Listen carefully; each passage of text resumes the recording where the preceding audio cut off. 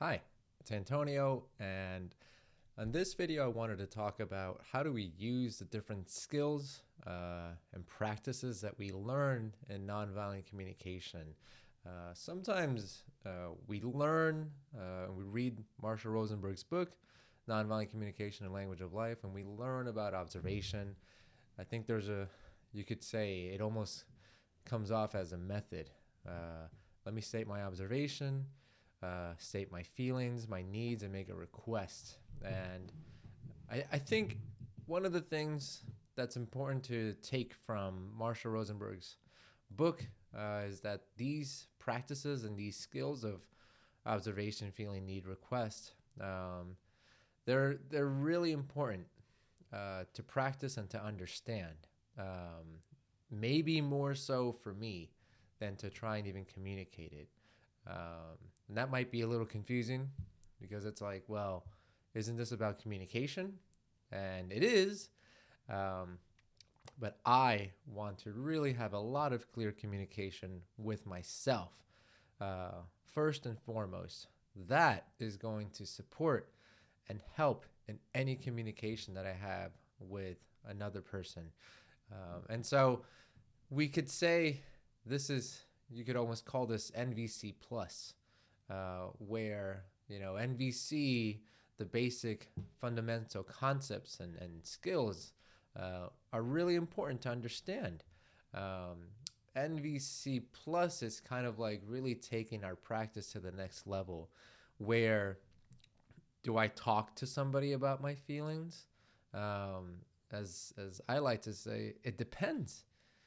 Uh, do I really experience connection and closeness with this person? How much connection do I even want? There's so many different variables that are at play that now that we are in, as I like to say, NVC plus, those questions become a little bit more clear. And I think the most important question that I want to ask myself is, what do I want? For me, after 10 plus years of practicing, learning, and teaching nonviolent communication, I realized that that question is the most important question. And that, for me, is really ultimately what NVC has given me. It's given me the ability to ask myself, what do I want? And to really bring the focus inside, internally for me. I think before NVC, that was a very hard thing to access, right? Like to hear what's going on for me in here. And so, sometimes I think I get the question or I see it like, hey, what do I do? I want to really apply NVC to my relationship with a really close person in my life, a relative, a spouse, a partner, a friend, a family member. How do I apply NVC in those instances? And I go back to that answer and I go back to that quote of, it depends. Am I going to share and open up my heart right away? I don't know, but I want to at least be able, like, do I want to open my heart to others? I'm not sure, but I at least want to open up my heart to myself. And that, for me, is the biggest thing that NVC has given me, is being able to open my heart and understand it, hear it, right? Be close to it. What's at my heart are my needs.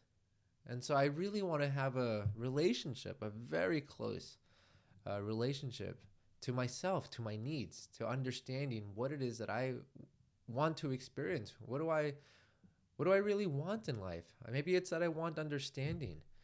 Maybe it's that I want, consideration.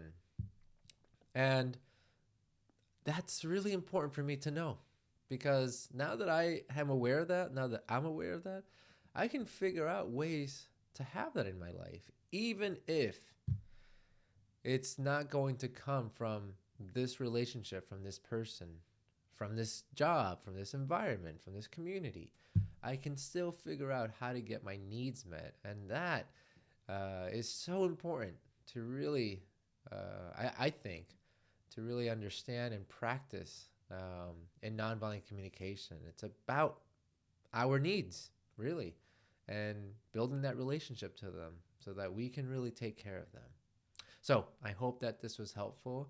If you want to learn more about nonviolent communication, please visit the link below and hit the like button, subscribe, and share the video. Thank you.